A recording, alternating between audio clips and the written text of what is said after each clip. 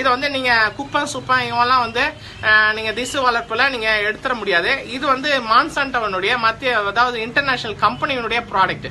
இதனுடைய சொந்தக்காரங்க வந்து இன்டர்நேஷனல் இருக்காங்க, பன்னாட்டு நிறுவனம். அந்த பன்னாட்டு நிறுவனத்தினுடைய உரிமம் பெற்றவர்கள் மட்டுமே இந்தியாவில் இந்த கன்றுகளை, வாழைக்கன்றுகளை விற்பனை செய்ய முடியும். அந்த மாதிரி வந்து ஸ்பீக்கர் நிறுவனம் அதனுடைய பேட்டன்ட் ரைட்ஸ் வாங்கியிருக்காங்க. வாங்கிட்டு அவங்க வந்து டிஷ்யூ கல்ச்சர் முறை மூலமாக இந்த செடிகளை வந்து விவசாயிகளுக்கு உற்பத்தி செய்து கொடுக்குறாங்க.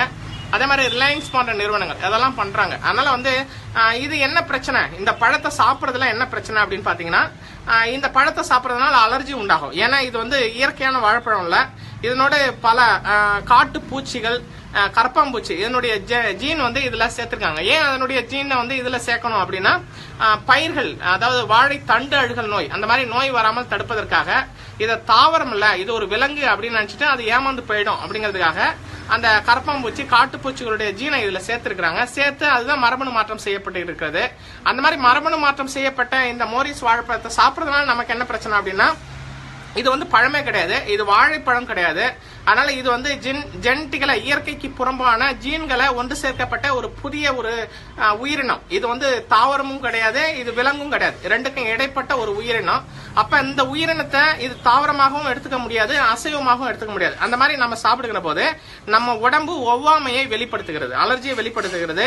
அதனால அலர்ஜி அதிகமாயிட்டு சைனஸ், ஆஸ்துமா, தும்மல், இந்த ஸ்கின் டிசீஸ் இதெல்லாம் வருவதற்கு இந்த மோரிஸ் வாழைப்பழம் காரணமாக இருக்கிறது. அதனால தயவு செய்து நோயாளர்களை பார்க்க செல்பவர்கள் பழம் வாங்கிட்டு போனோமேன்னு சொல்லிட்டு தயவு செய்து இந்த பழத்தை வாங்கிட்டு போயிடாதீங்க. வீட்டுல குழந்தை வைத்திருப்பவர்கள் அந்த மாதிரி வந்து அவங்க வந்து குழந்தைகளுக்கு இந்த பழத்தை கொடுத்துறாதீங்க. அதே மாதிரி அலர்ஜி, தும்மல், ஸ்கின் டிசீஸ் இருக்கக்கூடியவர்கள், வீட்டுல யாருக்காவது அலர்ஜி இருக்கு, ஸ்கின் டிசீஸ் இருக்குன்னா அவங்க தயவு செய்து அவர்களுடைய பிள்ளைகளுக்கு இந்த பழத்தை தயவு செய்து கொடுத்துறாதீங்க. என்ன கேட்டீங்கன்னா, விவசாய பெருமக்கள் நம்முடைய பாரம்பரிய இனங்களான நாட்டுப்பழம், பூவன் பழம், இந்த மாதிரியான பழத்தை நீங்க வந்து தயவு செய்து பயிரிடுங்கள்.